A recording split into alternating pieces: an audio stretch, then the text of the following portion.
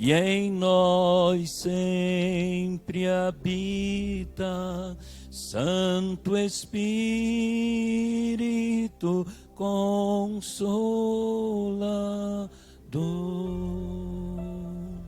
Aleluias.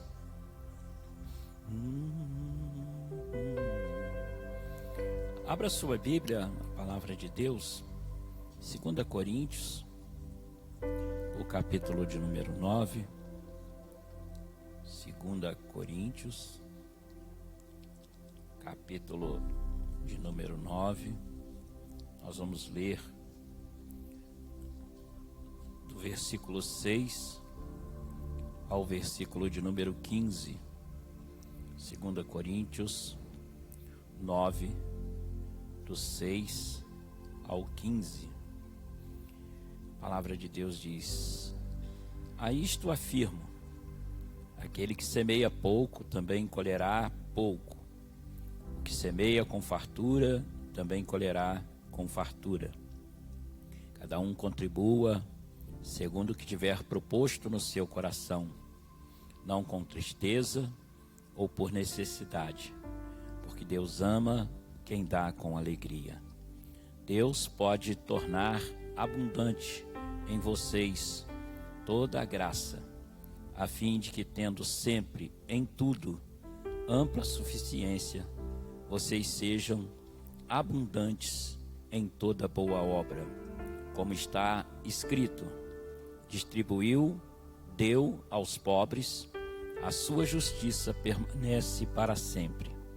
E Deus, que dá semente ao que semeia e pão para alimento, também suprirá e aumentará as sementes e multiplicará os frutos da justiça de vocês. Assim, vocês serão enriquecidos em tudo, para toda generosidade, a qual, por meio de nós, resulta em orações de gratidão a Deus. Porque o serviço dessa assistência não só supre a necessidade dos santos, mas também transborda em muitas orações de gratidão a Deus. Na prova deste serviço, eles glorificam a Deus pela obediência da confissão que vocês fazem do Evangelho de Cristo e pela generosidade com que vocês contribuem para eles com grande afeto, por causa da extraordinária graça de Deus que foi dada a vocês. Graças a Deus pelo seu dom indescritível. Palavra do Senhor. Amém. Texto maravilhoso, né? Podeis assentar. Texto maravilhoso da palavra de Deus. Nós louvamos e glorificamos ao nosso Deus, porque nos dá semente para semear e pão para comer, né? O pastor Fabrício tem usado muito esse texto, né? Quando nós fazemos as reuniões com as clãs das igrejas que estão inadimplentes, mostrando que nós como igreja, nós como povo de Deus, como crentes, como cristãos, temos que ter princípios.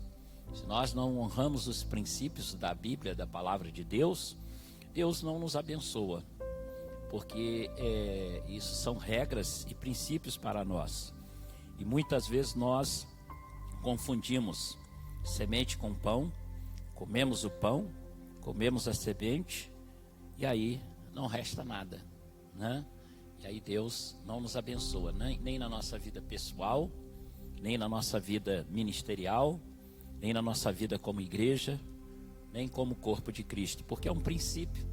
Se a gente quebra um princípio, não tem como a gente ser alcançado por esse princípio que nós quebramos, né? E esse texto aqui fala de tantas coisas profundas, por exemplo, da generosidade, algo especialmente importantíssimo na vida do cristão, a generosidade, né? É um tema que nós não trabalhamos como metodistas, né? Isso aí está no DNA wesleyano, DNA metodista. na conferência de discipulado, a gente vai falar um pouco sobre o DNA metodista, né? Hoje em dia todo mundo fala de DNA, então nós vamos falar do nosso DNA metodista. A generosidade está no DNA metodista. John Wesley, ele uma vez viu uma senhora que estava com muito frio, com um vestido, sem blusa, e ele pensou em ajudar, mas quando ele meteu a mão no bolso para ajudar, ele não tinha praticamente nada. Aquilo comoveu muito seu coração, porque ele muitas vezes fazia várias coisas ou tinha várias práticas em que ele gastava o dinheiro dele dissolutamente, desnecessariamente, né? E quantas vezes a gente tem práticas também que a gente gasta o nosso dinheiro dissolutamente. E ele então, a partir dali, ele começou a fazer um voto de generosidade. E ele começou a investir na obra de Deus. E John Wesley passou a viver, a partir dali, com 28, 29, esqueci o nome da moeda agora, libras. Na verdade, acho que tinha um outro significado, né? E aí ele começou a investir o resto na obra de Deus. Ele chegou a ganhar mais de 1.400 libras, mas passou a viver somente com 30 pelo resto da vida. Às vezes no inverno, frio, né? Como aqui de Teresópolis, pior do que aqui, né? Porque lá é abaixo de zero. Ele não comprava carvão para economizar, para a generosidade, né? Às vezes a gente pensa, pô, João era miserável, né? Às vezes a gente acha que uma pessoa que controla o seu dinheiro é miserável. Mas depende do porquê, né? Se ele deixa no banco guardado, é miserável. Mas se ele investe na obra de Deus, é alguém generoso. Eu louvo a Deus pelo tempo que eu pastoreei a igreja de Cabo Frio. Foi uma das igrejas mais generosas que eu já conheci na minha vida, né? No meu ministério, naquela época. Hoje eu não sei, mas naquela época ela era muito generosa. E nós sabemos que a generosidade, ela é algo maravilhoso. E ele investiu na sua vida até na sua morte, deixando o restinho do dinheiro dele, talvez das finanças dele, para distribuir, talvez pelos 4 homens que carregaram o seu caixão. Falou, deixa esse dinheiro para dar para eles serem abençoados por carregar o meu caixão. Então a generosidade está no DNA metodista. A generosidade, ela é mais do que o dízimo.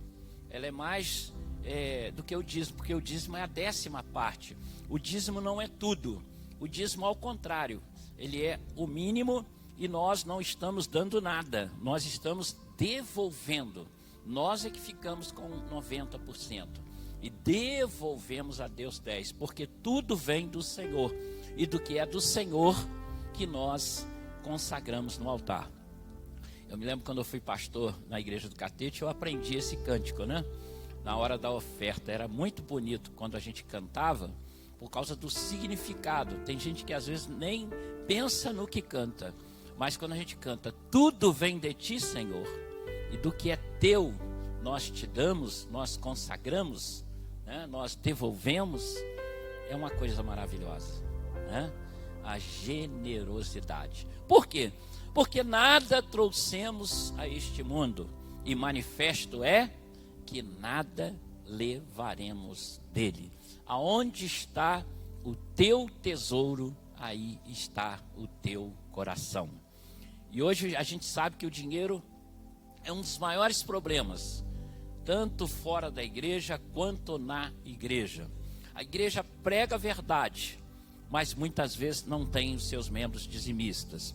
Ou a igreja prega a verdade, tem alguns membros dizimistas, mas não paga a cota, mas não faz isso, não faz aquilo. Então, quer dizer, está vivendo a mentira. Então, nada devemos dever a ninguém, senão o amor, né? Que é um lema que eu tenho colocado no meu coração nesse tempo que tenho assumido aqui a 7ª região. E refletido sobre esse tema e sobre a questão da generosidade que está no DNA metodista, né? Então nós precisamos pregar sobre generosidade. Nós precisamos ensinar o nosso povo a ser generoso. mas nós também precisamos ser generosos, né? É difícil meter a mão no bolso. A gente vê aqueles exemplos, né, dados por muitos pastores, e a gente às vezes converte o coração, mas não converte o bolso. Parece que tem um escorpião no bolso, né? Esse mês, eu acho que é o mês da reprodução do escorpião, viu? O pastor Márcio colocou isso lá no WhatsApp, né, do distrito. Então, cuidado com o escorpião, é o mês do escorpião, né? Vamos matar esse escorpião aí em nome de Jesus, né? Ou se não matar, vamos deixar. Bom, esse tem que matar, né? O outro tem que deixar ele no canto dele, né? Para ele não picar a gente, né? Porque ele tem essa natureza e a gente tem que ter cuidado. Então, às vezes parece ter um escorpião no bolso, parece ter uma cobra no bolso. Quando fala de dinheiro, a pessoa muda até de fisionomia, né? E a gente se esquece que a Bíblia ensina: o dinheiro é a raiz de todos os males, né? Então nós temos que ter muito cuidado ao lidar com o dinheiro. E a gente às vezes tem tudo isso, só que existem cenas na nossa vida que nos fazem refletir. Eu, por exemplo, tive uma experiência muito triste agora no mês de julho. Chegando lá na igreja metodista de Iguaba, o pastor Bruno está ali. Aí ele me viu chegando, ele falou assim: Bispo Roberto, você sabe o que aconteceu? Eu disse: não, Bruno. Ele disse: o pastor José Romário, ele faleceu. O pastor José Romário era muito meu amigo, né, meu irmão. E aí eu fui lá na igreja Betel de São Cristóvão, onde estava o seu corpo, falar com a Lia, a sua filha, né, e com a Céia. E chegando lá, conversando com elas, eu vi ali o meu amigo no caixão. E a gente, quando vê uma pessoa assim, muito íntima nossa no caixão, aquilo é comovente, né? Aquilo toca no nosso coração. E eu comecei a pensar, a refletir: o que é a minha vida? Porque hoje foi ele, amanhã sou eu, depois da manhã é você. Então nada trouxemos a este mundo. Muitas vezes a gente não pensa no valor da vida. O seu corpo, você só tem valor porque você está vivo. Se você parar de respirar, se o seu coração parar, sabe o que vai acontecer? Eles vão te enterrar, vão me enterrar. Acabou. Então olha o que é a vida. Bispo Adriel, ele conta que uma vez ele estava no enterro, ele era pastor da central de BH, e aí a senhora que estava sendo enterrada, a filha dela começou a fazer aquele escândalo, né? Em enterros tem gente que faz escândalo, né? Não enterra minha mãe, não vai enterrar minha mãe, não enterra. Aí ele foi lá, falou um negocinho no ouvido dela assim, ela: pode enterrar minha mãe, pode enterrar. Aí enterraram. Aí um irmão curioso falou assim: pastor, o que o senhor falou no ouvido dela? Ele falou: não vai enterrar? Leva para casa. Quem está disposto a levar um defunto para casa? Depois de alguns dias vai começar a feder, né? Pode ser seu pai, pode ser sua mãe, pode ser seu esposo, pode ser sua filha, mas o negócio vai ficar complicado. Por quê? Porque nós só temos valor enquanto temos vida. Então, isso deve nos ensinar a ser generosos, como é o desafio desse texto. Deus deu semente para semear, pão para comer. Não vamos comer a semente, mas vamos semear, porque semeando a semente, nós teremos, né, cada vez mais abundante, para poder investir na obra de Deus, no reino de Deus. Para nós mesmos, nada trouxemos, nada levaremos, né? Então esse texto, ele é um texto muito profundo, que fala da bênção da multiplicação na nossa vida, do sustento, da generosidade, da oração de gratidão, de sermos gratos a Deus por esse novo dia, gratos a Deus pela vida, sobretudo pela oportunidade que Ele está nos dando, né? De viver mais um dia. Às vezes a gente pensa: mas eu estou bem, só morre quem está mal. Isso aí é papo furado, né? A gente sabe que às vezes uma pessoa está bem, está excelente, de repente bate com um carro e morre. Acabou. E aí? Né? Então não morre somente quem está doente. Tem um ditado que diz que só morre do coração quem não sabe que tem problema de coração. Porque quem sabe se cuida, quem sabe se trata. Então a vida, ela é uma grande lição e a gente tem que refletir. Nós estamos neste mundo, mas não somos deste mundo. Estamos aqui por uma passagem. Então vamos aproveitar cada dia, cada momento, cada oportunidade que Deus está nos dando. Esse é o dia que o Senhor nos deu. Vamos alegrar nele, né? Vamos aproveitar essa oportunidade da vida. E essa leitura também faz parte do cenáculo de hoje, 1º de agosto, cujo tema é Cantando para Esdras. Foi escrito por Brian, da Pensilvânia, e ele escreve assim: quando Esdras veio à nossa igreja, ele e eu iniciamos uma amizade que gerou muitas conversas e, por fim, uma visita à sua casa de campo. Mas sua saúde piorou e logo ele estava em um hospital local para veteranos, quase morrendo. Um dia, levei meu violão e meu livro de canções e cantei hinos para ele em sua cabeceira, enquanto ele oscilava entre momentos de lucidez e confusão mental. Ele abria os olhos e cantava comigo, e depois fechava os olhos e descansava com um sorriso no rosto. Eu tocava e cantava baixinho, para não incomodar nenhum outro paciente. Mas quando cheguei ao final da minha visita, uma enfermeira entrou no quarto e disse: você poderia tocar um pouco mais alto? O homem do outro lado do corredor está muito mal e ele adora ouvir música. Uau! Como eu poderia saber que o Espírito de Deus usaria meu simples ato de amor por meu amigo como uma bênção para outra pessoa? Nossos atos de amor e serviço reverbam além da nossa imaginação e se tornam instrumentos por meio dos quais Deus abençoa os outros. Oração do dia. Ó Senhor, abra os nossos olhos para as nossas necessidades daqueles que estão ao nosso redor. Ajuda-nos a ser a tua voz e as tuas mãos de amor. Em nome de Jesus. Amém. Pensamento para o dia. Ao servir os outros, estou servindo a Deus. Oremos pelos músicos voluntários.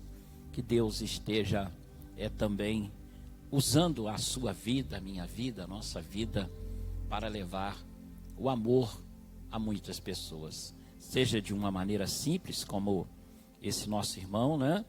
Que apenas tocava silenciosamente louvores para o seu amigo, hinos, e que mesmo naquele silêncio ultrapassavam, né, aquelas paredes, iam ao encontro do outro que era consolado, abençoado por aqueles louvores.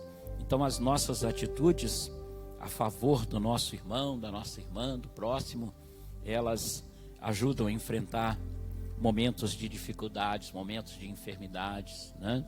Por isso que é tão bom quando a gente pode estar junto de alguém, como foi aqui ministrado ontem pelo pastor Islan, né? Levando o amor, o carinho, a paz, a esperança, o companheirismo, né? Às vezes o pastor, ele citou aqui ontem, né, que chega lá e senta e fica ali, né? Em um momento falando de Jesus, dizer diretamente não, mas Jesus era amor, né? Jesus era atenção, Jesus era carinho, Jesus era afeto, e isso nós precisamos ter também na nossa vida e no nosso evangelismo, para que nós possamos alcançar vidas para o Senhor Jesus. Amém? Então que nós possamos ser tocados nesta manhã por palavra, né, de generosidade, de amor, de afeto, de carinho, aquelas pessoas que estão ao nosso redor e que nem sempre talvez o dar alguma coisa que seja valiosa, um presente, mas sobretudo atenção, né? Carinho, afeto, ouvir, estar ali junto, cantando uma suave canção e falando ali, não com palavras, mas com gestos, com atitudes do carinho, do amor de Deus por nossas vidas, né? Abençoando uns aos outros. Louvado e glorificado seja o nome do Senhor. Vamos estar mais uma vez orando, clamando ao Senhor que Ele esteja nos dando a oportunidade nesse novo mês que Ele nos dá de testemunharmos do seu amor, da sua graça, da sua bondade para muitos corações. Estarmos orando pelas atividades da igreja neste mês de agosto. É um mês que nós vamos ter várias atividades, né? Vamos ter encontro de discipulado, vamos ter programações em distritos de encontros, vamos ter assembleia ministerial, vamos ter os nossos cultos, vamos ter tantas coisas e que nós precisamos em todas essas coisas sermos também inspirados por Deus e não perder o acolhimento, né? O amor pelas pessoas, pelas vidas.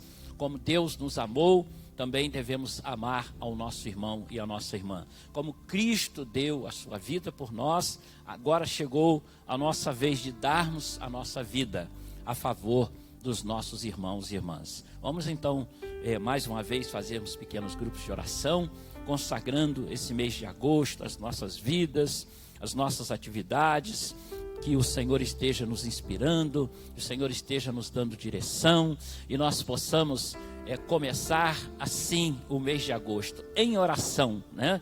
Colocando a nossa vida na brecha da intercessão, pedindo, Senhor, eu quero um mês de bênçãos, eu quero um mês de vitórias, eu quero um mês da Tua presença, para acolher o meu irmão, a minha irmã, para fazer a Tua vontade, a Tua obra. Vamos estar tendo esse momento de oração no início desse dia, desta manhã e desse mês.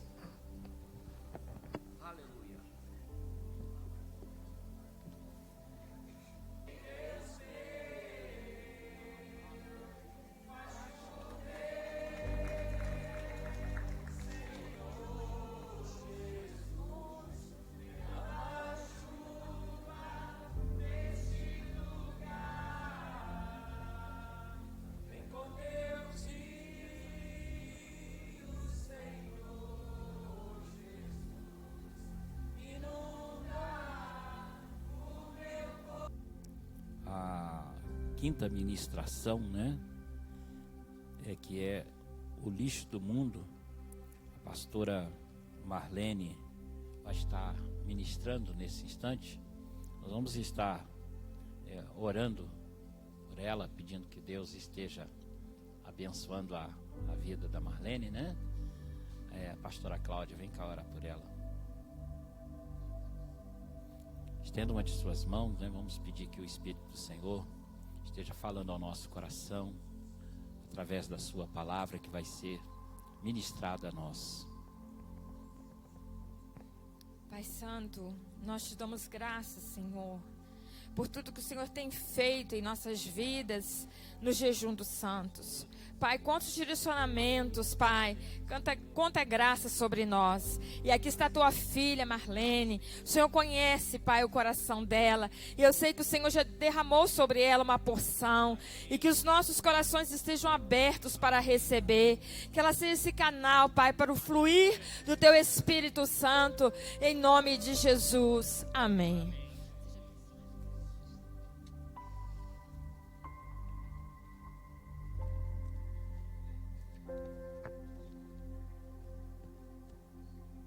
Aleluia, graça e paz, bom dia para todos. Eu sei que muitos aqui não me conhecem, né? Sou a pastora Marlene, estou ali, o pastor Joel conhece, foi um dos nossos professores, né? Bênção. Estou ali em Arraial do Cabo, né? Uma cidade maravilhosa, muitos aí eu creio que já tiveram a oportunidade de conhecer. Estou ali num lugar bem alto do Arraial. Quando você chega na cidade de Arraial, você vê aquela praia linda ali, aquela prainha. Aí você olha lá para aquele alto, você vê um morro muito lindo também. E é ali que nós estamos fazendo a obra do Senhor. Nós sempre falamos lá que nós estamos no monte constantemente, porque quem já esteve lá sabe como que é alto. E nós estamos ali orando e buscando a presença do Senhor. Quero louvar a Deus por essa oportunidade, pela vida do bispo, pela vida de cada irmão e cada irmã que está aqui. E dizer que é uma honra, um privilégio poder estar aqui nesta manhã falando, né, da palavra do Senhor, falando aquilo que Deus ministrou, né, ao meu coração para estar trazendo para essas vidas tão preciosas, né, homens e mulheres de Deus.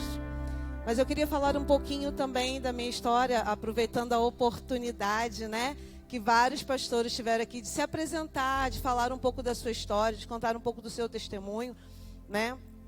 Eu não nasci num berço evangélico, não tive uma criação cristã, pelo contrário, né? Sempre morei em Cabo Frio, né? Fui criada em Cabo Frio, mas eu nasci na Bahia. Eu sou nordestina, nasci na Bahia, vim criança para cá.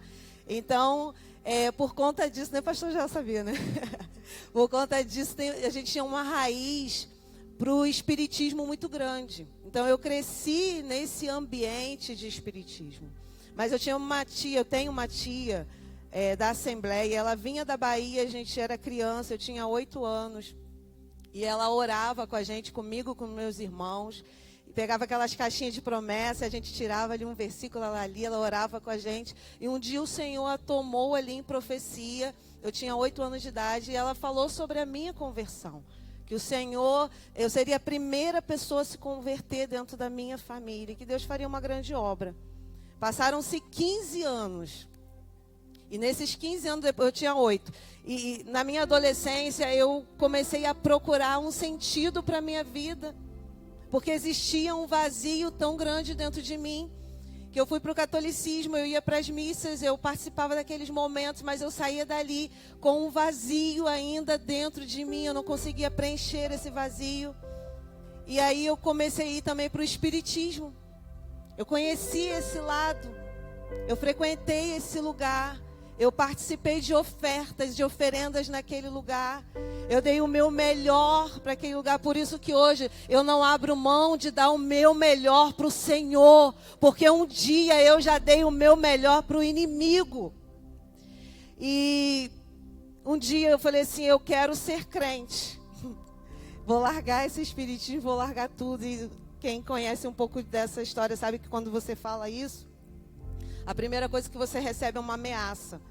Vou te matar, você não vai sair, você não pode sair daqui. Mas eu falei assim, eu não quero nem saber, eu quero ser crente.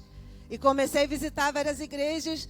E um dia eu coloquei os meus pés na igreja metodista do Jardim Esperança, porque a minha família mora lá, minha mãe, meus irmãos. Eu coloquei os meus pés na igreja metodista do Jardim Esperança e Deus falou comigo. Eu não conhecia Deus, não era cristã. E Deus falou assim, aqui é o seu lugar.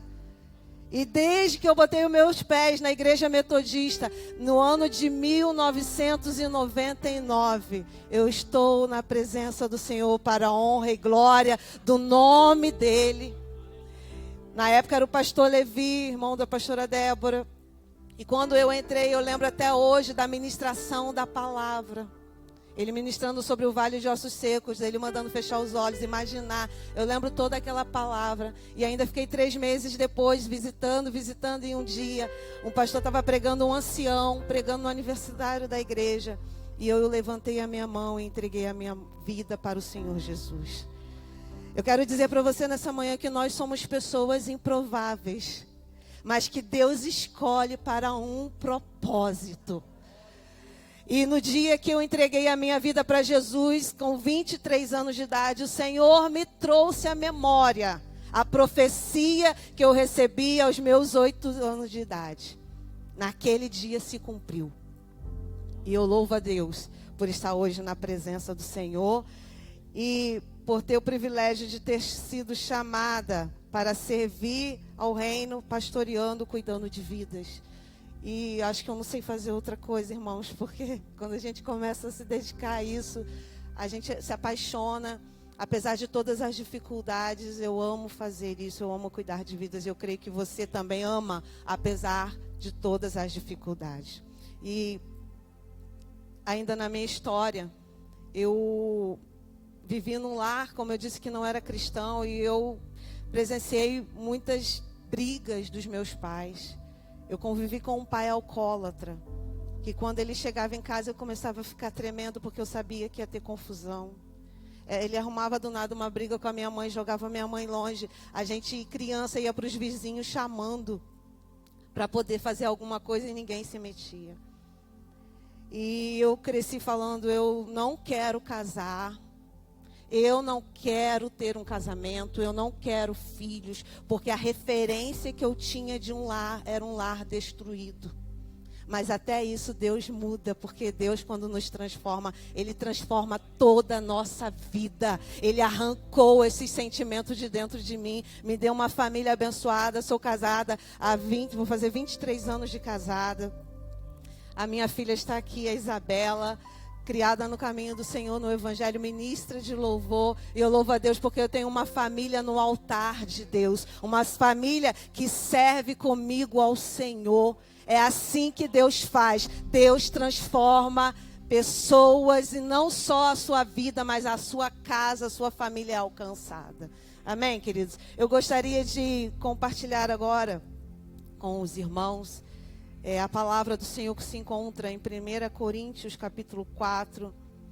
Eu gostaria de ler do versículo 1 ao versículo 13. O capítulo que me foi passado, essa oportunidade, tem como título O Lixo do Mundo. 1 Coríntios, capítulo 4, a partir do versículo 1.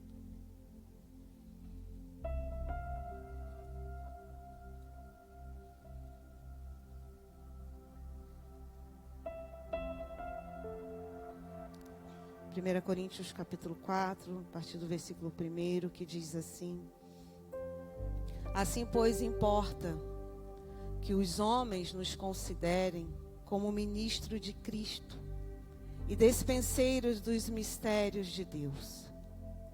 Ora, além disso, o que se requer dos despenseiros é que cada um deles seja encontrado fiel. Todavia, a mim muito pouco se me dá de ser julgado por vós ou por tribunal humano, nem eu tampouco julgo a mim mesmo. Porque de nada me arguia a consciência, contudo, nem por isso me dou por justificado, pois quem me julga é o Senhor. Portanto, nada julgueis antes do tempo, até que venha o Senhor, o qual não somente trará à plena luz as coisas ocultas das trevas, mas também manifestará os desígnios dos corações, e então cada um receberá o seu louvor da parte de Deus. Essas coisas, irmãos, apliquei-as figuradamente a mim mesmo e a Apolo, por vossa causa, para que, por nosso exemplo, aprendais isto. Não ultrapasseis o que está escrito, a fim de que ninguém se ensoberbeça a favor de um em detrimento do outro. Pois quem é que te faz sobressair? E que tens tu que tenhas recebido, que não tenhas recebido? E se o recebeste, por que te vanglorias, como se não os tivera recebido? Já estás farto, já estás rico, chegastes a reinar sem nós? Sim, tomara, reinasse para que também nós viéssemos a reinar convosco. Porque a mim me parece que Deus nos pôs a nós, os apóstolos, em último lugar, como se fôssemos condenados à morte, porque nos tornamos espetáculo ao mundo, tanto a anjos como a homens. Nós somos loucos por causa de Cristo, e vós, sábios em Cristo, nós fracos. E vós, fortes, vós nobres e nós desprezíveis. Até a presente hora sofremos fome e sede e nudez, e somos esbofeteados e não temos morada certa. E nos afadigamos, trabalhando com as nossas próprias mãos. Quando somos injuriados, bendizemos. Quando perseguidos, suportamos. Quando caluniados, procuramos conciliação. Até agora, temos chegado a ser considerados lixo do mundo, escória de todos. Queridos, esse capítulo 17 fala sobre esse título de ser o lixo do mundo. E o autor do livro, ele começa a dar várias suposições do que seria esse lixo do mundo. E aí ele vai falando sobre pecado, sobre insurreições, sobre várias coisas. E ele fala, poderia falar muitas coisas, mas não é isso que é o lixo do mundo. E aí ele faz referência ao capítulo 4, versículo 13 de 1 Coríntios. Paulo declarando, nós os apóstolos somos considerados lixo do mundo. E o livro também vai nos dizer que quando o homem chega a dizer que ele é o lixo do mundo, é porque ele não tem mais ambições pessoais. Querido, alguém dizer que é como se fosse o lixo do mundo, no mundo de hoje, onde nós gostamos muito dos títulos, nós gostamos muito das honras, ninguém quer se diminuir. A gente quer ser exaltado, o ser humano ele tem essa tendência natural. Só que o apóstolo Paulo, um homem, como foi falado ontem através das ministrações, um homem que teve um encontro com Deus e a sua vida foi transformada. Um homem como Paulo, um homem de conhecimento, um homem de sabedoria, mas que ele abriu mão de tudo isso e se colocou como o menor de todos, por causa do encontro que ele teve com o Senhor. E Paulo vai dizer também, aqui esse livro vai dizer que o crente que ainda abriga ambições pessoais deve pensar um pouco nessa atitude dos apóstolos para com o mundo. Se nós colocarmos as nossas ambições pessoais acima daquilo que Deus tem para a nossa vida, nós precisamos parar e refletir. Porque o Senhor nos chamou e nós precisamos entender que sem o Senhor nós não somos nada. O bispo falou, hoje nós somos vivos, mas é amanhã. E quantas pessoas com tanta soberba e não entendem que nós somos só mordomos, despenseiros, administradores. Aquilo que eu e você carregamos não é nosso, é dele. E se tirar, não somos nada. Se você prega, se você tem todo esse conhecimento, Deus te deu a sabedoria, Deus te deu a condição para você adquirir, mas isso nunca pode estar acima de quem Deus é na sua vida. E que se tudo isso for tirado, nós somos pó, somos vasos de barro. O que tem de precioso é o que está dentro desse barro, desse vaso, querido. Eu não sou nada, me desculpe dizer, mas você também não é nada. É o que tem dentro de nós que é valoroso. O apóstolo Paulo, um homem tão culto, um homem que foi ensinado aos pés de Gamaliel, um homem que sabia tantas coisas, mas ele precisou cair, ele precisou ter um encontro com aquele que muda a história. E Deus mudou a minha história, mudou a sua história, e precisamos entender que sem Ele nada somos e nada podemos. O apóstolo Paulo aqui, ele está confrontando a igreja de Coríntios. Uma igreja que estava se achando, uma igreja dividida. Que as pessoas estavam crescendo muito abastadas e começaram a ficar com tanta soberba. E Paulo falou assim, olha, vocês já estão ricos, vocês já estão fartos, mas nós, a gente passa fome, a gente passa aperto, a gente passa dificuldade, nós chegamos a ser considerados como o lixo do mundo. Mas o apóstolo Paulo, ele entendia que tudo isso aqui passa. Ele tinha um bem maior. E que enquanto ele estava aqui, ele tinha uma missão. E ele chega ao ponto de dizer, eu não sei o que é melhor. Ir e ficar com Cristo seria maravilhoso. Ou ficar aqui porque ainda posso fazer a obra, posso ganhar vidas para o Senhor. Querido, há um tempo determinado na minha vida e na sua vida. E quando esse tempo findar, nós precisamos entender se nós cumprimos o propósito para o qual viemos a essa terra. O apóstolo Paulo, ele vai dizer, olha, eu combati o bom combate, eu acabei a carreira, eu guardei a fé, eu cumpri o que me foi proposto até o fim. Por isso ele não temeu a morte. Porque ele sabia o que tinha sido colocado diante dele, ele honrou, ele cumpriu. Querido, o dia que chegar esse tempo na minha vida e na sua vida, a gente não precisa temer a morte. Porque se nós cumprimos todo o propósito de Deus, a nossa missão foi cumprida. Vamos aguardar o que está separado para nós nas regiões celestes, junto com o Deus poderoso. E nós precisamos pensar. Esse capítulo, o autor ainda fala que o crente que abriga ambições pessoais, ele deve pensar um pouco nessa atitude dos apóstolos para com o mundo. E o evangelista popular que não sofreu perseguição, mas que vive segundo os moldes hollywoodianos, precisa pensar um pouco sobre o modo de ser daqueles homens. Irmãos, nós queremos honra, queremos chegar chegando, queremos que as pessoas nos recebam. Se não falar o nosso título, a gente fica meio entristecido, né? Não me chamou de pastor, não me chamou de autoridade. Ei, aqui está falando, olha, precisamos quebrar isso. Sabe qual é o maior título meu e seu? Servos.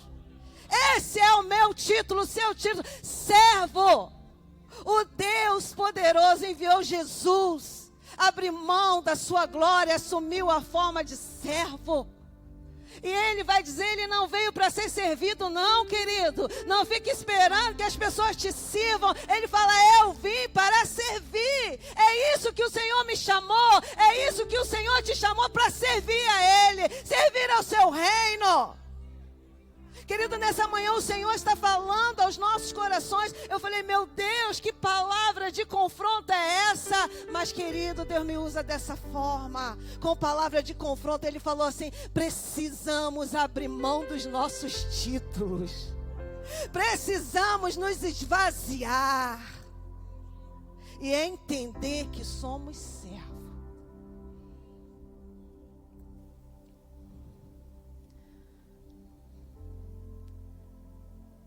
Aleluia. E Paulo, esse exemplo para a nossa vida, o autor desse livro ainda vai dizer que o que infligiu o maior sofrimento para Paulo não foram as suas 195 chicotadas, os seus naufrágios, os seus apedrejamentos. Isso não infligiu maior aflição a ele. Mas o que infligiu era ver uma igreja dividida pela carnalidade e por dinheiro. Querido, nós não queremos ser como a igreja de Corinto. Uma igreja dividida, um povo dividido, um povo que pensa só em dinheiro. Se eu confio em Deus, Deus vai suprir todas as minhas necessidades. Eu não preciso buscar essas coisas, porque essas coisas elas acompanham aqueles que creem, obedecem e servem ao Senhor. E ainda continuando aqui no livro, falando desse confronto, Paulo ele vai afirmar ser o menor de todos os santos. Aqueles coríntios, eles estavam fartos, mas eles não eram livres. Muitos estão fartos por aí, queridos, mas não estão livres. E aqui ele cita um exemplo de um homem que escapa da prisão, mas que ainda tem as pernas presas em correntes. Ele não está livre. Quantas pessoas acham que estão livres, mas na verdade estão presas? E nós não podemos ser pessoas presas a nada. Não se prenda a nada. Confia no Senhor. Às vezes, querido, nós, pastores, pessoas que temos uma autoridade, temos a tendência a nos preocupar, né? Isso já foi falado em tantos jejum dos santos, né? O medo, às vezes, de falar, de confrontar alguém, porque você pensa na consequência que aquela sua ação pode ter. E se esse membro sair da igreja? E quem que vai suprir essa necessidade da igreja? A igreja é do Senhor. Quem supre a necessidade da igreja é o Senhor. Paulo, quando ele estava perseguindo a igreja, e no encontro dele com Jesus, e Jesus fala: Paulo, por que você me persegue? Porque quem persegue a igreja está perseguindo Jesus.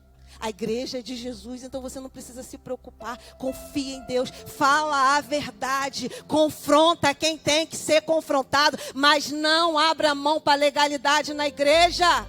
Não abra mão para a carnalidade, não abra mão para aceitar divisões, coisas porque você teme. Não, confia em Deus. Somos chamados para isso, queridos. E vamos prestar contas. Vamos prestar conta. Nós lemos no início do capítulo 4 que somos administradores. E se formos administradores infiéis, o Senhor vai cobrar. Quantas vezes devemos falar a verdade e não falamos? Quantas das vezes devemos explanar, falar o que tem que ser falado, fazer o que precisa ser feito, mas nós ficamos receosos, presos a coisas que Deus tem o controle sobre elas.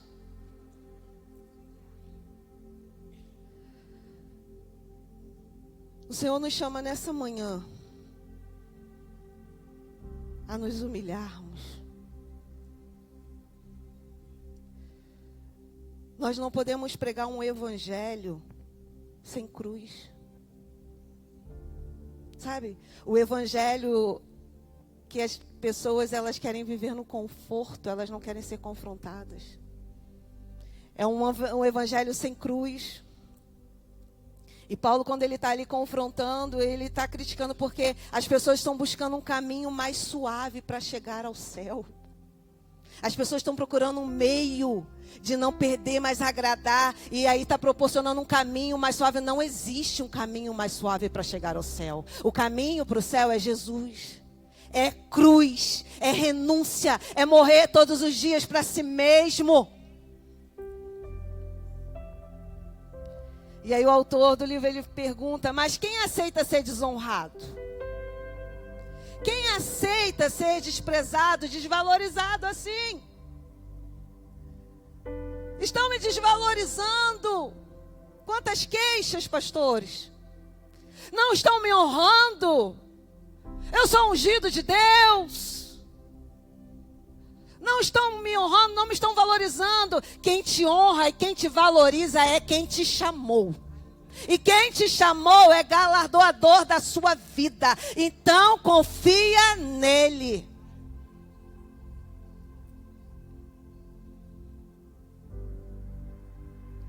Paulo, ele era material e socialmente falido. Achava-se incluído entre os seletos relacionados como o lixo do mundo. A gente não quer esse título, né? A nossa carne não quer isso, não. A gente quer honrarias, tapete para passar. O ser humano carrega isso em si. Por isso que todo dia a gente precisa morrer. A pastora Thelma falou ontem lá: tem muita coisa que eu não morri ainda, eu preciso morrer para muitas coisas. Tem muitas coisas que eu preciso morrer e você precisa morrer ainda.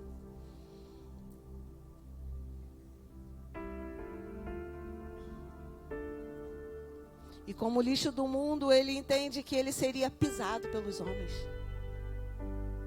Querido, o apóstolo Paulo, ele passou fome,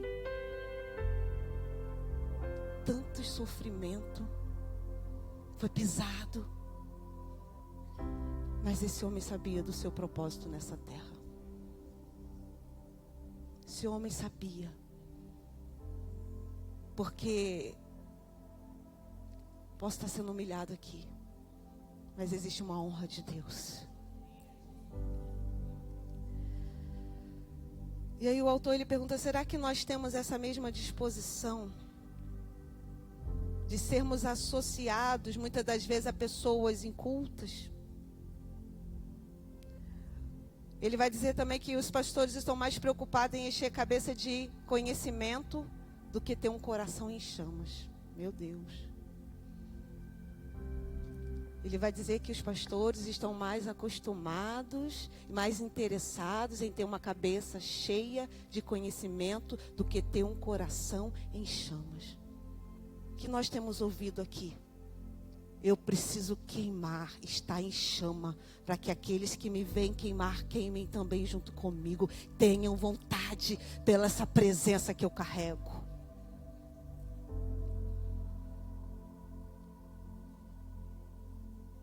E aqui também no livro vai falar que as coisas espirituais, como diz a palavra, se discernem espiritualmente e não psicologicamente. Isso aqui me chamou a atenção. Numa era onde nós usamos tanto a psicologia, a psicanálise, nada contra, irmãos. São ferramentas de apoio, de ajuda. Mas nós não podemos abrir mão do que de tratar as coisas espirituais de formas espirituais.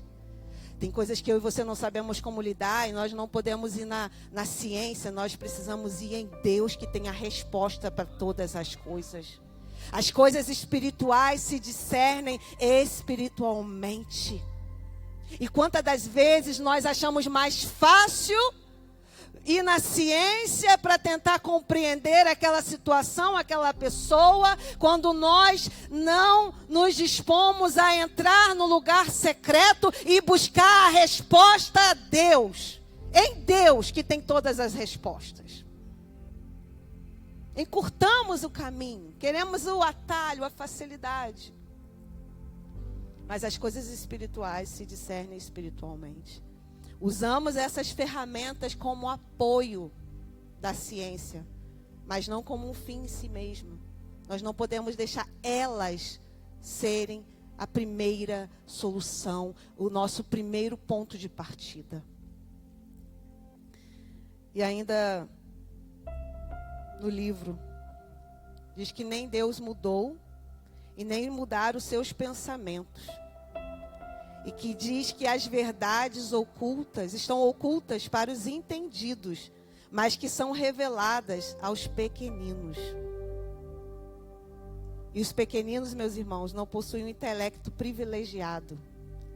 A igreja de hoje está se gabando do elevado QI dos seus ministros. Nós precisamos mais ter um coração em chamas. Muitas igrejas se gabando, meu pastor, meu líder, olha, tem toda essa formação, tem um QI acima da média. Querido, nós precisamos desejar líderes que tenham coração em chama. Que seja homem que entra no seu quarto e busca a presença de Deus. Porque esse homem, essa mulher vai receber de Deus para a igreja.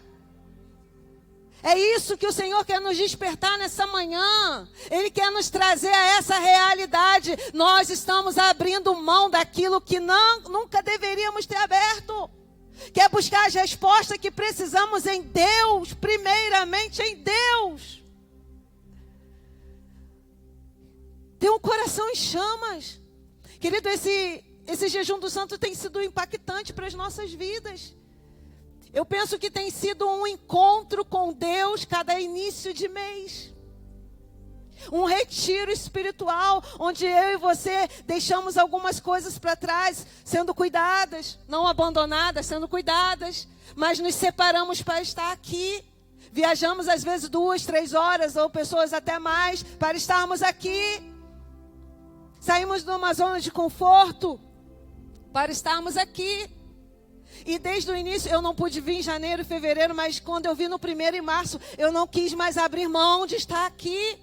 E desde então, irmãos, isso tem impactado a minha vida. E por que está impactando a minha vida? Está impactando a igreja onde eu estou.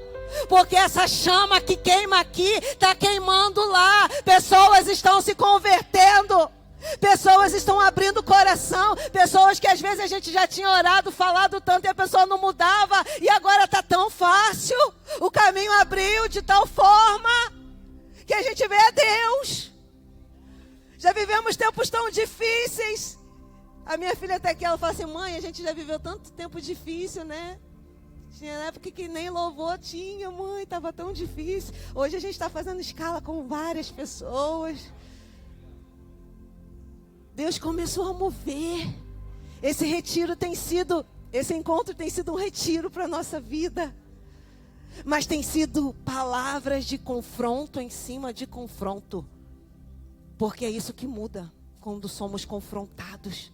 A gente não vem aqui para ninguém vir aqui e passar a mão na nossa cabeça, bater no nosso ombro e falar: isso mesmo, você é bom, a beça, ó, cara, você é demais. Não! A gente vem para cá, muitas das vezes, para falar assim: você era uma peste sem o Espírito Santo.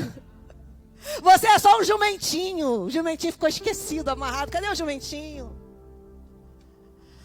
Às vezes como uma mula. Olha quantas palavras que a gente recebe aqui. Às vezes a gente poderia falar como alguns que seguiam Jesus e falar assim: esse discurso é duro demais, eu vou voltar porque não dá. Mas aí a gente se lembra: quem tem palavras de vida eterna? Só Ele. E essa palavra que tem nos confrontado nesse lugar tem transformado a nossa vida. E por que Deus está transformando a nossa vida? É porque existe um avivamento separado para essa época. E Deus conta comigo. Deus conta contigo, querido. Mas não vai ser o seu QI elevado. Não vai ser o seu QI elevado, todo o seu conhecimento, toda a sua teologia, toda a sua ciência, toda a sua pós. Não vai ser isso que vai trazer o avivamento. O que vai trazer o avivamento é quando eu sou confrontada. E esse confronto me transforma. E eu começo a queimar. E aonde eu passo, o fogo incendeia. As pessoas são incendiadas, são tocadas. Oh.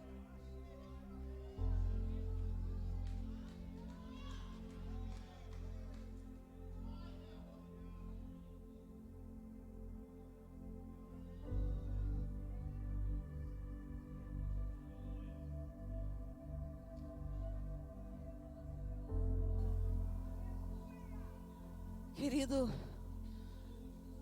se o que tem acontecido aqui não tem mudado a nossa vida, é porque o nosso coração não está nesse lugar. Mas se a gente vem com o coração disposto, a gente é mudado. A gente é confrontado, a gente começa a falar: meu Deus, quanto tempo eu perdi. Por que eu era assim, Jesus? Mas graças a Deus o Senhor está me mudando, está me transformando, estou me tornando uma pessoa melhor um pouquinho hoje. Morri já nisso, mas eu ainda tenho coisa para morrer. Um homem como Paulo. Passar por tudo que passou foi por amor, querido. Por amor.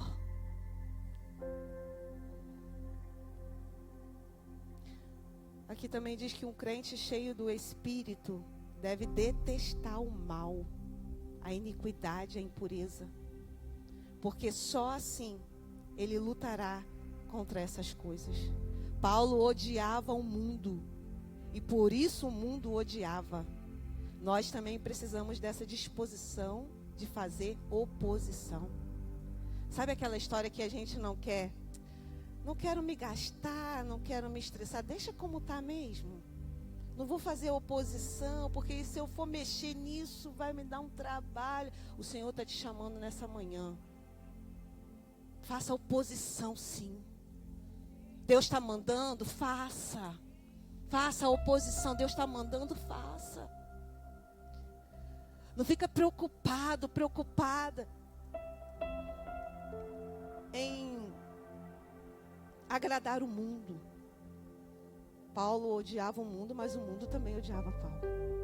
E a palavra do Senhor nos diz que aquele que é amigo de Deus é inimigo do mundo, né? Constitui-se inimigo do mundo. Aquele que é amigo do mundo constitui-se inimigo de Deus. Então a gente precisa escolher quem que eu quero ser amigo. Eu vou praticar o mal? Eu vou me agradar das impurezas porque eu temo alguma coisa? O meu temor precisa ser somente ao Senhor. Porque Ele me garante. Com Deus somos muito mais. Ele nos garante. E aí o livro também vai falar sobre 2 evangelistas. O evangelista Stanley, que escreveu A Face Escura da África. E o general Booth, fundador do Exército de Salvação, A Face Escura da Inglaterra.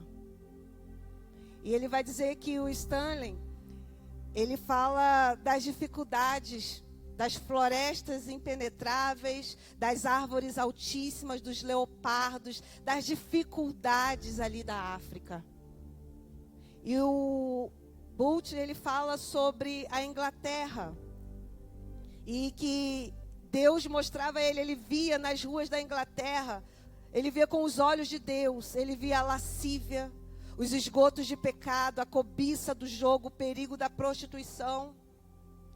E o que Deus fez? Porque, irmãos, nós precisamos entender a realidade que nós estamos. Um aqui estava olhando para a realidade da África, florestas impenetráveis, leopardos, situações muito difíceis. O outro estava olhando para a Inglaterra não tinha isso, mas a Inglaterra, as suas ruas, contaminadas pelo pecado, pela lascívia, pela prostituição. E aí, esse homem vai então levantar um exército para combater essa situação em nome de Deus. E esse livro vai dizer que hoje as nossas próprias ruas são campos missionários. A rua que você mora, a rua que você trabalha, a rua que você passa, o caminho que você faz, são campos missionários. E nós precisamos pedir a Deus para ter essa visão de olhar e ver quanta prostituição, quanto pecado, quantas coisas. E o que o Senhor nos convida a fazer? A levantar também um exército. E esse exército é um exército de oração para combater o pecado, combater a maldade. Porque a oração tem poder de mudar histórias. Se nós não cremos na oração, a nossa oração, às vezes a gente vai orar só porque todos estão orando. Não, eu preciso saber porque eu estou orando. Eu estou orando porque eu creio que o Deus que ouve a oração pode fazer infinitamente mais de tudo aquilo que eu penso. E aqui ele fala, olha, que é possível uma senhora elegante, bem vestida, uma voz suave, está tão longe de Deus quanto uma selvagem de uma tribo. Porque nós olhamos muito a aparência, né, irmãos? A gente olha assim, nossa, bem vestida, elegante, nem pecado tem. Só que a palavra vai nos dizer que o Senhor não vê como o homem vê. O Senhor vê o coração. Pode estar tão distante de Deus como uma selvagem que nunca ouviu falar de Deus. E em nossas cidades tem muita impureza. Só que muitas das vezes nós não nos levantamos como deveríamos nos levantar. E aqui vai dizer que muitos crentes, eles passam noites em frente a uma televisão. Acho que quando ele escreveu esse livro aqui, nem se pensava de ter o que temos hoje, o celular, a internet, os tablets, né, gente? Então ele falou ali da televisão. Se fosse escritor, ele ia falar assim, você que fica horas no telefone, você que fica horas no seu tablet, e depois vai dizer que não tem tempo para orar, não tem tempo para buscar. E aí corre, dá uma resposta qualquer, resolve um problema de qualquer jeito, porque você não buscou Deus como deveria buscar.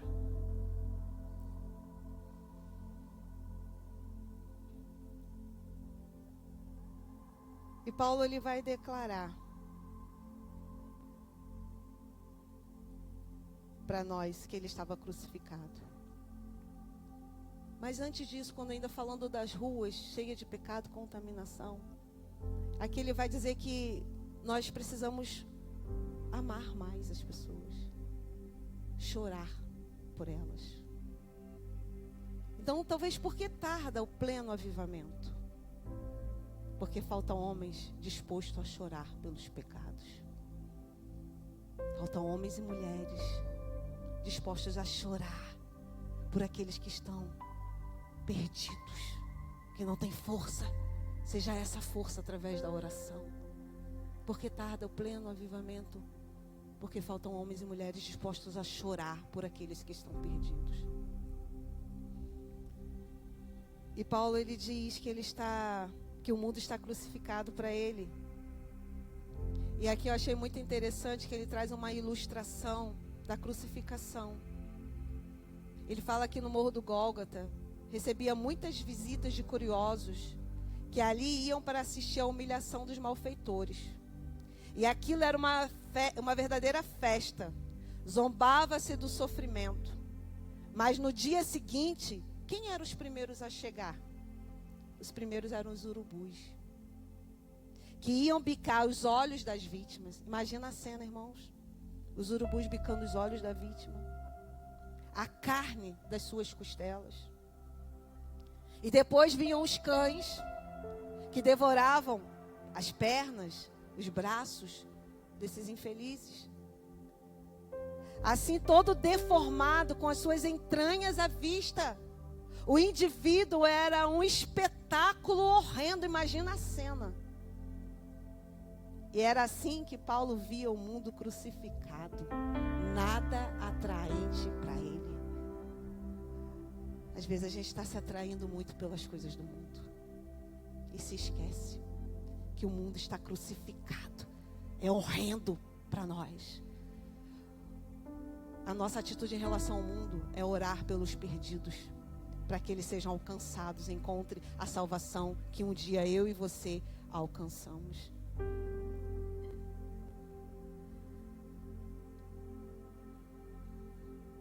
Paulo, ele afirma: o mundo está crucificado para mim. Só depois que estivermos mortos para o mundo, com todos os seus prazeres, sua glória fútil e alegrias efêmeras, poderemos experimentar a mesma libertação que Paulo conheceu. Mas a realidade é que nós, seguidores de Cristo, respeitamos as opiniões do mundo e buscamos sua apreciação e suas condecorações. Um moderno crítico, ele vai dizer que da igreja, que atualmente o Deus do crente é o ouro. Que tristeza. E o seu credo é a cobiça. Mas graças a Deus que ainda existe algumas exceções. Eu quero fazer parte dessa exceção. Eu creio que você também quer fazer parte dessa exceção. Porque o Senhor não nos trouxe aqui para fazer parte desse que ama o mundo, mas para nos corrigir. Se tem alguma coisa para alinhar, para corrigir, o Senhor está nos trazendo para isso. Porque nós somos essa exceção. Somos essa exceção. E esse bendito homem, Paulo, para quem o mundo estava crucificado, ele era considerado um louco. Mas ele apresentava a sua mensagem de tal forma que alguns procuravam matá-lo, porque ele representava uma ameaça. Esses apóstolos, como o mundo, esses apóstolos, com todo o seu santo e sadio desdém pelo mundo e pelas pessoas do mundo, nos deixam humilhados. Quando nós olhamos para a história do apóstolo Paulo, nos sentimos muitas das vezes humilhados e envergonhados. Um homem como ele abriu mão dos seus títulos, passou por tantas coisas. Ele vai dizer: eu sei o que é ter fartura, mas eu sei o que é ter necessidade. Eu sei o que é estar na bênção, mas eu sei o que é estar no momento de dificuldade, onde falta algo. Mas o que nunca faltava na vida do apóstolo Paulo era a presença e a convicção de que Deus era com ele, e que ele tinha um propósito, uma missão a ser cumprida, e que ele estava trabalhando para isso, e que estava alcançando pessoas para o reino de Deus. Queridos, para finalizarmos essa palavra, Em breve, nós estaremos dizendo adeus a essa perecível vida terrena e saudando o início da eternidade. E aqui ele fala: eu quero desejar-lhe, prezado irmão, uma vida de serviço sacrificial para aquele que foi o nosso sacrifício. Que também nós possamos terminar a carreira com gozo. Viver uma vida sacrificial para quem foi o nosso sacrifício. É isso que o Senhor te chama nessa manhã. A abrir mão de todos os seus títulos, de toda a sua religiosidade. E entender, como diz a palavra do Senhor, que nós somos mordomos, administradores. O versículo 2 de 1 Coríntios 4 diz: ora, além disso, o que se requer dos despenseiros é que cada um deles seja encontrado fiel. Será que Deus está encontrando fiéis aqui nessa manhã? Eu quero acreditar que sim. Precisamos ser fiéis. Somos administradores e Deus quer nos achar fiéis em todo o tempo. Por isso não negocie. Entenda quem somos em Cristo. Somos servos de Cristo.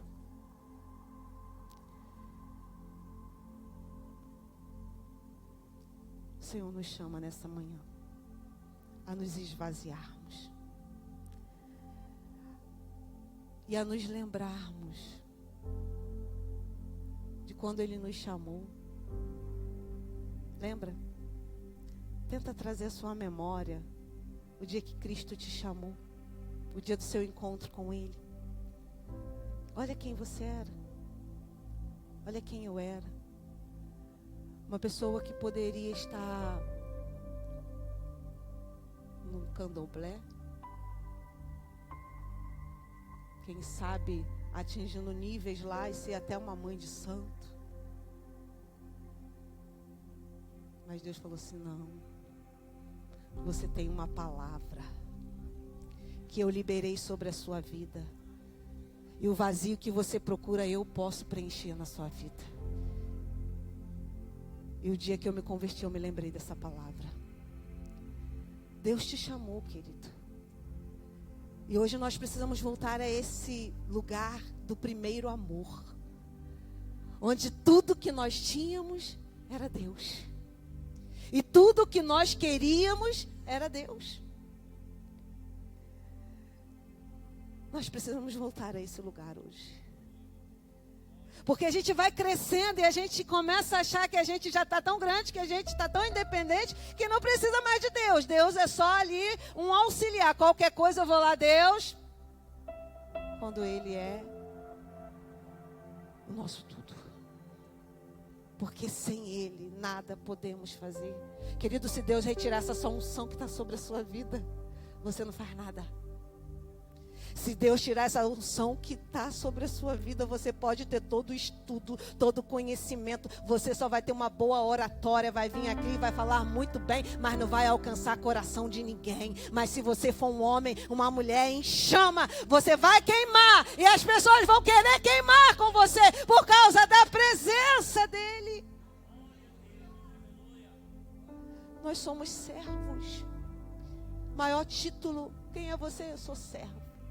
Servo do Deus Altíssimo, que me chamou, me escolheu, me tirou de um lamaçal do pecado, me colocou os meus pés sobre uma rocha, me deu um novo nome, colocou um cântico na minha boca, restaurou a minha vida, porque eu não queria ter família, porque família para mim era símbolo de dor, de tristeza. Mas Deus restaurou a minha sorte, e Deus restaurou a sua sorte. Hoje eu tenho uma família no altar, com muito choro, muita dor, mas hoje eu consigo. Deus me deu essa vitória de ter uma família servindo a Deus, adorando, prestando culto e adoração ao Senhor. Nós somos servos. Eu gostaria, com a permissão do nosso bispo, de convidar os irmãos que desejarem a vir ao altar. Tem um louvor que eu pedi o irmão para colocar, que fala sobre a gente se esvaziar. A gente precisa se esvaziar. Porque quando a gente está muito cheio da gente mesma, a gente acha que a gente não precisa mudar nada. Mas quando a gente reconhece que a gente precisa se esvaziar e mudar, Deus vem e transforma a nossa vida, querido. Então eu te convido a você vir ao altar com esse desejo de se esvaziar. Senhor, o que eu quero é estar em chamas. Eu posso usar todo o meu conhecimento, mas não é o meu conhecimento que vai me levar àquilo que o Senhor tem para a minha vida. Conhecimento, ele é auxílio, não é o ponto principal.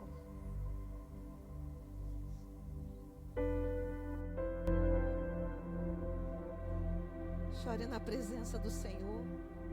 Se lembre de onde Deus te tirou, querido, o que Deus fez na sua vida. Ele te escolheu. Eu quero, Senhor, eu quero me esvaziar de mim. Eu quero morrer mais um pouco todos os dias. De todos os meus títulos, Pai.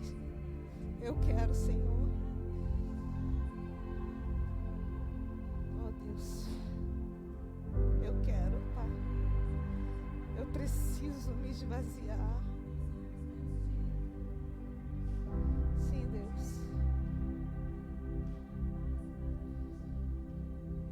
Oh, Deus, nós precisamos nessa manhã, Pai.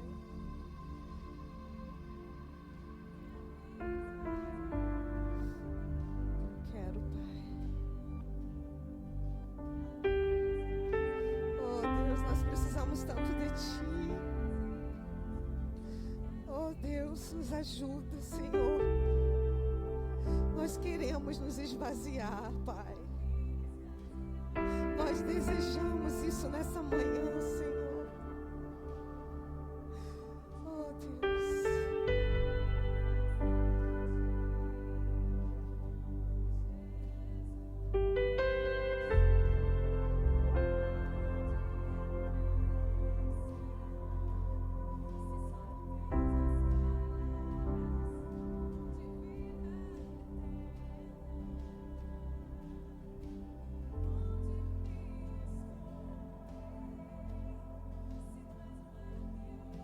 Aleluia. Oh, Deus, como nós precisamos de Ti, Jesus. Obrigada, Deus. Obrigada pela Tua escolha, Senhor. Obrigada porque o Senhor nos escolheu primeiro, Senhor. Deus, obrigada, Jesus.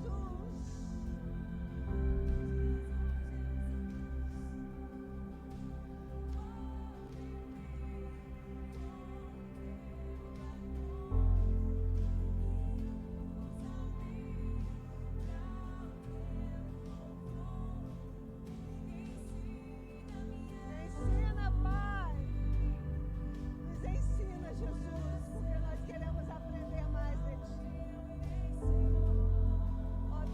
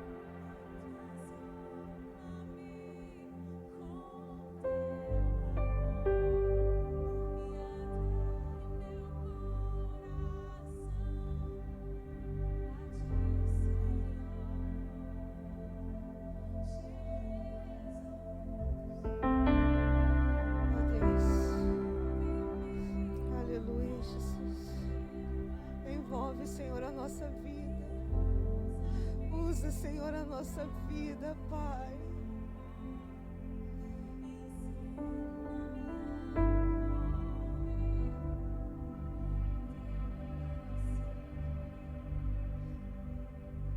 Senhor, nós precisamos tanto de Ti, Jesus.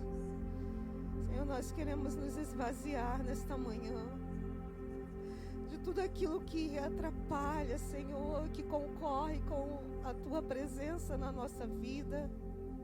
Sabemos, ó Deus, que o Senhor é um Deus que capacita os Teus filhos. Nós não estamos aqui questionando, Senhor, o saber, o conhecimento, mas o que estamos aqui, Deus, questionando nessa manhã é que isso não pode ficar acima da Tua presença na nossa vida, da nossa dependência ao Senhor, Pai.